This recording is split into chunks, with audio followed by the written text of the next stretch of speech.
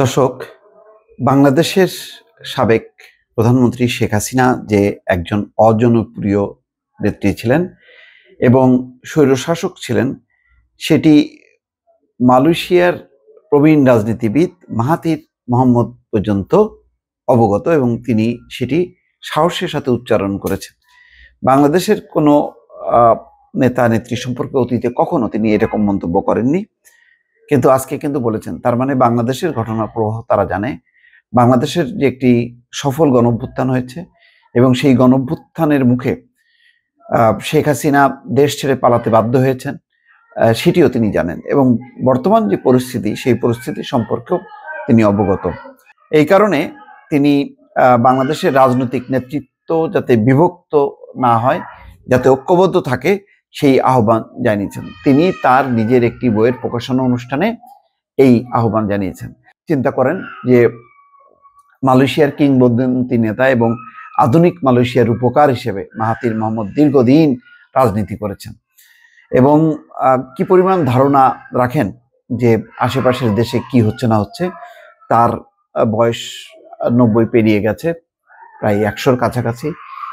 এখনো তিনি বক্তব্য রাখছেন, রাজনীতি করছেন, যদিও এখন রাজনীতিতে তিনি সক্রিয় নন।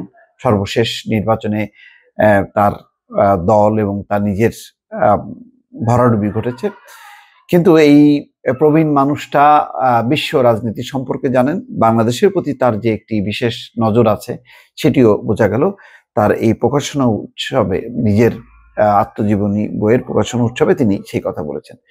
কুয়ালালামপুরের রয়্যাল লেক ক্লাবে 27 নভেম্বর উক্ত প্রকাশনা উৎসব অনুষ্ঠিত হয়।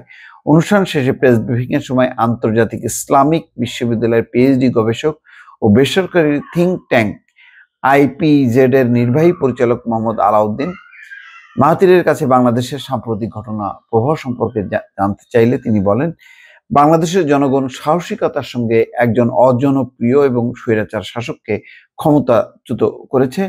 এখন তাদের সামনে সুযোগ এসেছে বাংলাদেশকে নতুনভাবে গঠন করা। যেই সুযোগটি তিনি কাজে লাগিয়েছিলেন মালয়েশিয়ার ক্ষেত্রে এবং মালয়েশিয়াকে একেবারে মানে উন্নত সমৃদ্ধ দেশে তিনি পরিণত করেছেন তার নেতৃত্বে।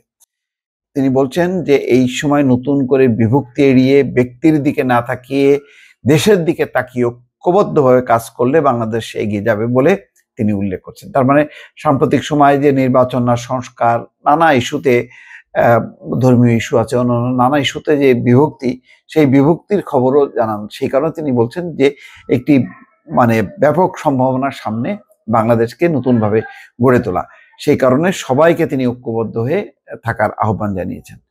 এই সময় তানুশ্রী হামিদ আলবার বলেন, বাংলাদেশ দক্ষিণ এশিয়ার একটি গুরুত্বপূর্ণ দেশ। বাংলাদেশের পরিশ্রমী জনগণের প্রচেষ্টায় দেশটি সব দিক থেকে এগিয়ে যাচ্ছে। সাম্প্রতিক গণঅভ্যুত্থান বাংলাদেশের সামনে বিরল সুযোগ এনে দিয়েছে পুনর্গঠনের। টেকসই গণতন্ত্রের জন্য তিনি আয় ও সম্পদের বৈষম্য কমিয়ে আনার জন্য কার্যকর ব্যবস্থা গ্রহণের জোরালো আবেদন করেন।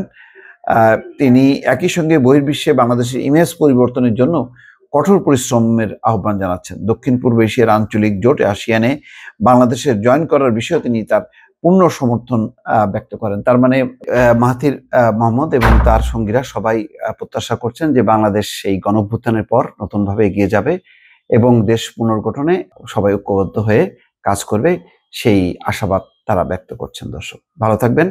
আল্লাহ হাফেজ।